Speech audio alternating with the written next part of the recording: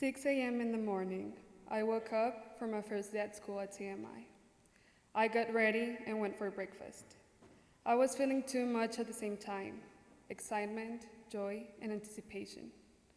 Everything changed in just 1 second, but I was happy to start my first day. I came into the classroom. I didn't know anybody, so I just picked a random seat. Many thoughts and emotions were going through my mind, and the worst one was fear. I was afraid to talk and messed up because I didn't know how to start a conversation in English. Most of the time, I used to get nervous because I didn't know what I was going to answer if someone talked to me. First day of school was over, and most of the things were not how I expected. After that long day, full of doubts, I just felt disappointed. I started to think if it was a good choice to come. First month, I couldn't understand most of my classes. Second month, I was stressed all the time. I wanted to be how I really am, but it wasn't possible. I didn't know how to express myself. I became a different person as time passed. Third month, I begged my mom to please return me to Mexico and let her know that it was impossible for me to handle all this pressure. It wasn't just school, it was everything. I felt lonely most of the time because I wasn't at my house and around people I know. Now I was depending on myself. I never thought this change was going to be a big challenge for me, but I decided to come because I wanted to try something new. A change is always a new opportunity. Many times we think about who we want to be in the future and to be the best version of ourselves, but it is in our hands to work for it. Our future depends on what we do in our present. As a person, I have my goals and dreams, so that is why I choose to challenge myself. That decision wasn't only the desire to learn a new language. I wanted to change my surroundings. I've been living in Mexico since I was born, and I was never involved in an American school. I studied elementary school in a town called Musquis, where I lived for 16 years. When I started my freshman year, I was transferred to another school in Mexico, but in a different city. Moving on to another school was something new for me. I had never talked to other people that I didn't know. But as these opportunities were coming up to my life, I had to start to socialize and meet new people. Later, I just got the idea to learn English. It was one of my goals after finishing high school. That's the reason why I came to San Antonio to learn it. It wasn't the only choice, but my cousins came to school here, so I thought it would be great to come and live the experience. Having my whole life and my family in Mexico, I had to be a boarding student, which is one of my favorite things about being here. Being a boarding student means not just living at school, but having a second family that supports you and helps you to grow as a person. However, staying away from my biological family was a difficult challenge for me. The daily things that I used to do, like seeing my mom every morning and having lunch with my brothers after school, disappeared. The process to live by myself and depend on myself was tough.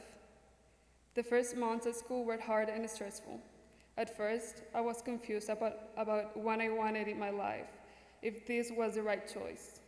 But there was no way to return. I had to stick with my decision and live with it. Living out of Mexico, I could know other cultures from around the world. I made friends that I never thought I would have, and most importantly, I learned from them every single day. Knowing others' culture helped me to be a better version of myself, which will lead me in the future to face the challenges that life has prepared for me. Having this opportunity to learn a new language was something I could not pass up. Sometimes we don't take the risk to live other experiences because we want to be in our comfort zone, and getting out of there is one of the hardest parts of being human. I like that part of living a new adventure, to laugh, cry, learn from our own mistakes, but overall to share love and feel good.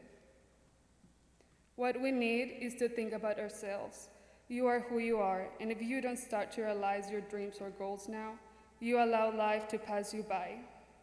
You are responsible for your life, and nobody can change that. Try to learn something new Sometimes being out of your comfort zone can help you to get to know yourself better because you are out of your routine. Being in another country showed me how to get out of my routine, how I really feel, how much I love my family, and that we should seize the day. One of my goals for this year is to grow as a person, to finish my last high school year and go back to Mexico after all the hard work I've done here. In Mexico, I will prepare myself for the next level, which is important for all those who want to be prepared for the labor field. I couldn't be the person who I am right now if I had not come to this country and this school. I have had a great experience studying at TMI. I learned a second language, which was one of my goals before I came here. Now I have a second family. I made good friends and realized that every effort has its rewards. There is no better feeling than achieving your goals. Finishing what I started was the best thing I could have done. Take advantage of all your skills. We were made in this way for some reason. Each of us has a plan of life, no matter what we do, where we are from, and where we are. We all have different strengths that will be used to transform ourselves into our best version.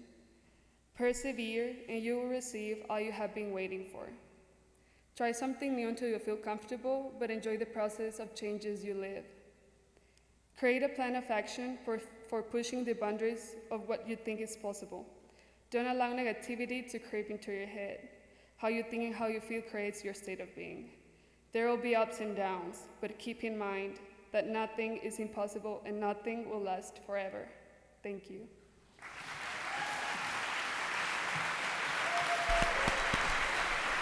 You did it.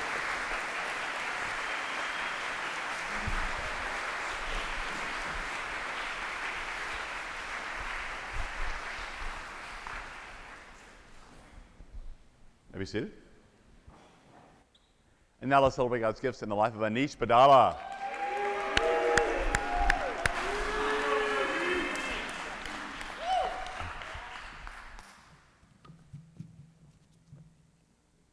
Every second of your life, you have felt something. It could be happiness, pain, hunger, accomplishment, love, but you never know for sure how you're going to react to something until it happens.